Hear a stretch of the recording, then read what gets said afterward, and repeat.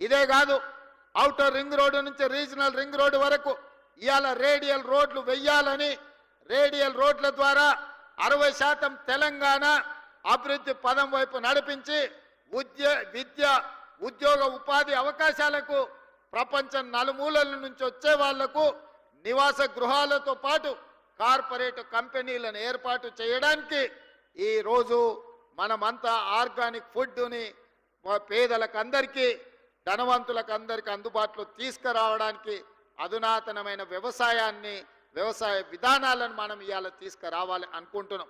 అదేవిధంగా ఇబ్రహీంపట్నం దగ్గర అంతర్జాతీయ స్థాయి కూరగాయల మార్కెట్ను దాదాపుగా 250 ఎకరాలలో అంతర్జాతీయ ప్రమాణాలతోటి వెజిటబుల్ మార్కెట్ కాదు, ఫ్రూట్ మార్కెట్, డైరీ ప్రోడక్ట్స్, అదేవిధంగా పౌల్ట్రీ ప్రోడక్ట్స్, మీట్ ప్రోడక్ట్స్ అన్నిటిని కూడా ఒకే దగ్గర కట్టి రైతులు పండించిన పంట ఈరోజు దాచుకోవడానికి కోల్డ్ స్టోరేజ్ లేవు. వాళ్ళు పండించిన పంట మార్కెట్లో అమ్మడానికి తెచ్చిన పండ్లు ఒకవేళ కొనకపోతే మురిగిపోతే రోడ్ల మీద పడేసే పరిస్థితి. టమాటాలు లాంటివి తెస్తే 2 రోజుల్లో అమ్మకపోతే అవి పాడైపోయే పరిస్థితి.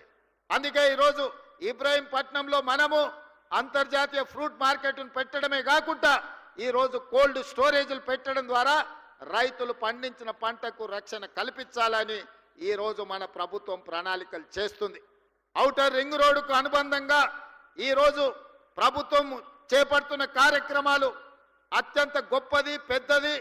రేపటి ప్రపంచానికి అద్భుతమైన నగరాన్ని అందించే ఫ్యూచర్ సిటీ ముచ్చెర్ల ప్రాంతంలో ఈరోజు మనము బాగరకుంట ప్రాంతంలో నిర్మించుకుంటున్నాం. దాదాపుగా 15,000 ఎకరాల భూమి ఉన్నది. ఇంకొక 15,000 ఎకరాలు ఫారెస్ట్ ల్యాండ్ ఉన్నది. అదనంగా ఇంకొక 15,000 ఎకరాలు భూమి రైతులు సహకరించి అందిస్తే 40 నుంచి 50,000 ఎకరాలతోటి ఒక అద్భుతమైన నగరాన్ని నిర్మించుకొని ఈ దేశంలోనే కాదు ప్రపంచంలో ఉండే న్యూయార్కో లేకపోతే మన టోక్యో లాంటి నగరాలను, సింగపూర్ లాంటి నగరాలను పోటీ పడే విధంగా ఈరోజు మనము నగరాన్ని నిర్మించుకుందాం అనుకుంటున్నాం. ఆనాడు ఒక ఆయన చెప్పిండు, మీరు అందరు చూసారు, ట్యాంక్ బండు నీళ్లు కొబ్బరి నీళ్ళు అలాగుంటాయి, ఇట్లా ముంచుకొని అట్లా తాగొచ్చు అన్నాడు. నేను ఈడు ఉన్న మిత్రులు అడుగుతున్న జర్ర అట్లా రోడ్ దాటితే ట్యాంక్ బండే.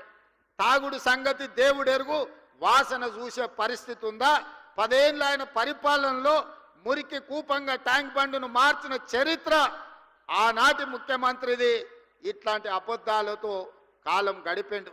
ఓల్డ్ సిటీని అన్నాడు ఇస్తాంబుల్ చేస్తాని. ఇస్తాంబుల్ కాదు కదా, ఆడున్న ట్రాఫిక్ జాములు కానీ చార్మినార్ చుట్టూతో తిరగలేని పరిస్థితి ఈ 10 సంవత్సరాలలో వచ్చింది. వర్షం వస్తే వరద నీళ్లు హైదరాబాద్ రోడ్ల మీద వరదలై పారుతున్నాయి తప్ప కనీసం మేము నిర్మించిన నగరంలో మురికి కాలువలు కూడా ఆనాటి ముఖ్యమంత్రి గారు, ఆనాటి మున్సిపల్ శాఖ మంత్రి గారు ఈరోజు గొప్పలు చెప్పుకుంటున్నారు కానీ కనీసం డ్రైనేజీ కాలువలు కూడా తవ్వే ప్రయత్నం చేయలే. ఇవాళ ట్యాంక్ బండ్ మీదనో లేకపోతే శిల్పారామం దగ్గర వారు సెల్ఫీలు దిగుతున్నారు.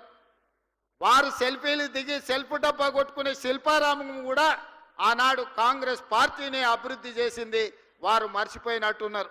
వారు అప్పుడప్పుడు ట్విట్టర్లో పెట్టి హైటెక్ సిటీ ఆనాడు మనం చేసిందే.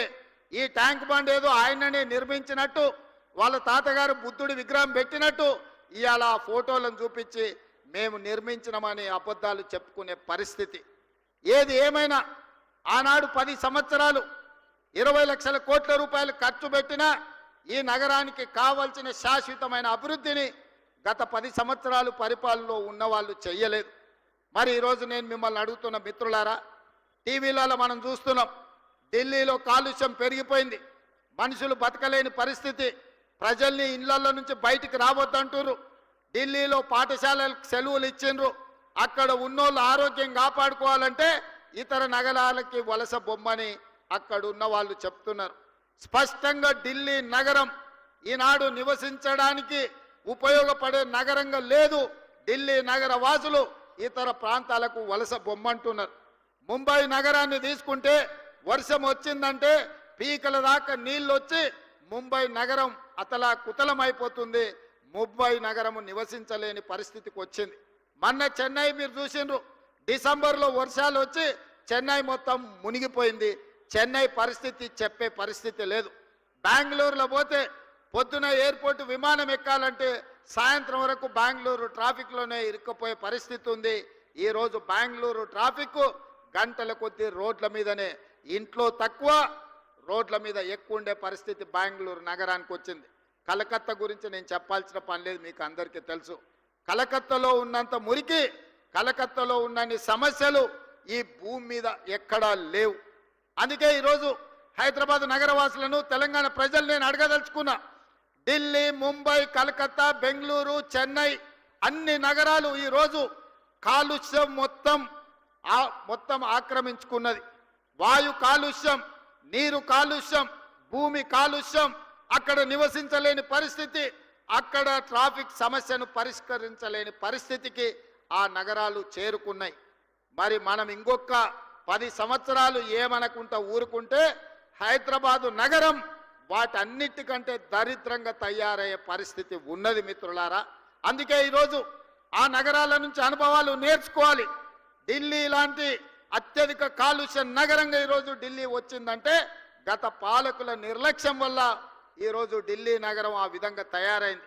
అందుకే ఈరోజు ఈ అభివృద్ధి కార్యక్రమాలే కాదు, మూసీ డెవలప్మెంట్ను చెయ్యాలని, మూసీ నదిని ప్రక్షాళన చెయ్యాలని, మూసీ నదిని పునరుజ్జింపజేయాలని హైదరాబాదులో కాంక్రీట్ జంగల్గా మారి వర్షాలు వస్తే ఎక్కడికక్కడ రోడ్ల మీద వరదలు వచ్చే పరిస్థితి వచ్చింది.